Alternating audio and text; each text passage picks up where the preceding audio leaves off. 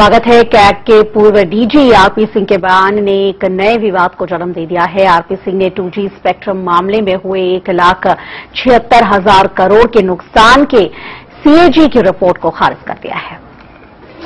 CAG के पूर्व DG RP Singh के एक बयान ने एक बार फिर से 2G के जिन्न को बोतल से बाहर निकाल दिया है, लेकिन इस बार मुश्किल में सरकार नहीं बल्कि विपक्ष और सीएजी दिखाई दे रहे हैं। आरपी सिंह ने 2G घोटाले पर दी गई सीएजी की रिपोर्ट पर सवाल उठाए हैं। आरपी सिंह का मानना है कि सीएजी ने नुकसान का 1,76,000 करोड़ का जो अनुमानित आंकड़ा रिपोर्ट में दिया है वो तर्कसंगत नहीं है और न ही वो इस रिपोर्ट से इत्तेफाक रखते हैं। आरपी सिंह का कहना है कि 2G स्पेक्ट्रम की नीलामी न करने से सिर्फ 2,645 करोड़ का ही नुकसान हुआ और उन्होंने अपनी राय से दूसरे अधिकारियों को अवगत करा दिया था, पर उसे खारिज कर दिया गया। आरपी सिंह का कहना है कि रिपोर्ट पर साइन करना उनकी मजबूरी थी, क्योंकि इसके लिए लिखित आदेश थे। यही नहीं, आरपी सिंह ने खुलासा किया है कि कैग के अधिकारी पीएससी के अध्यक्ष मुरली मनोहर जोशी के घर छुट्टी के दिन भी जाते थे। जो आंकड़े हैं इसमें ये बहुत ज्यादा अच्छी वो नहीं है, आर्ग्यूमेंट नहीं है। तो मैंने अपनी रिपोर्ट में इनसे जो मैंने रिपोर्ट दी थी उसमें मैंने ये नहीं डाले थे।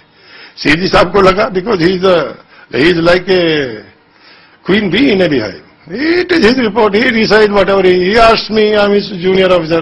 मैंने कहा मातहत कर्मचारी, उन्होंने मुझे लिख के कहा भैया ये रिपोर्ट है, इसको साइन करके भेज दो। मैंने भेज दी। 2G रिपोर्ट की वजह से सीएजी से पहले से ही खार खाई केंद्र सरकार और कांग्रेस ने आरपी सिंह के इस बयान के बाद सीधा हमला सीएजी विनोद राय और बीजेपी के नेता और पीएससी के अध्यक्ष मुरली मनोहर जोशी पर बोला है। कांग्रेस का मानना है कि सीएजी ने दबाव में नुकसान को इतना बढ़ा चढ़ाकर पेश किया, इसलिए अब विपक्ष और सीएजी दोनों को सफाई देनी चाहिए।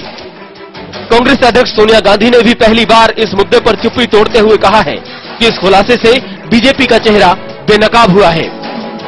2,645 से जो आंकड़ा है 1,76,000 करोड़ तक कैसे पहुंचा, इसका जवाब सीएडीजी को देना चाहिए। इसके लिए कौन जिम्मेवार है, कौन सी प्रक्रिया अपनाई गई थी। दोनों सदनों में कई सदस्य उठ के मांग कर रहे थे कि इसमें बहस होनी चाहिए, जो आरपी सिंह का डिस्क्लोजर उसमें बहस होनी चाहिए, क्योंकि जो बातें सामने आई है, जिस तरह की उन्होंने बात की, वो बहुत गंभीर है। उससे लगता है कि पीएससी चेयरमैन की कोई मिली भगत जैसे है।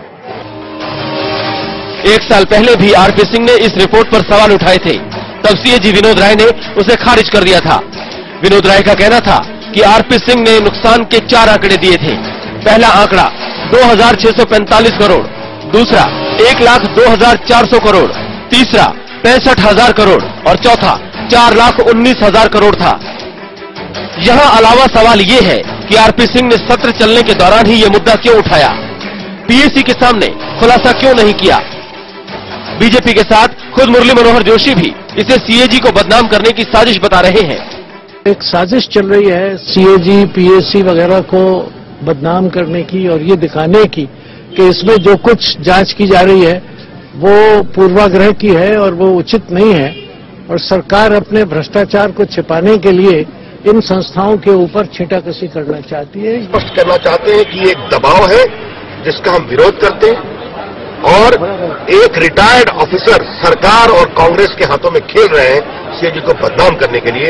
इस पूरे प्रयास की भर्त्सना करते हैं। 2G लाइसेंस की दोबारा नीलामी में जब सरकार को 10,000 करोड़ रुपए भी नहीं मिले, तभी से सीएजी उसके निशाने पर थी और आरपी सिंह के खुलासे ने ये मौका दे दिया।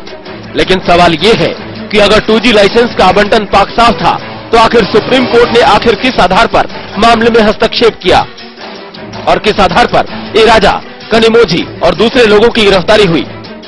और अगर सरकार मान रही है कि घोटाला हुआ है, तो फिर उसके कम या ज्यादा होने से क्या फर्क पड़ता है, क्योंकि भ्रष्टाचार तो भ्रष्टाचार है, फिर चाहे वो 1 रुपए का हो या 1 अरब का। समय के लिए ब्यूरो रिपोर्ट।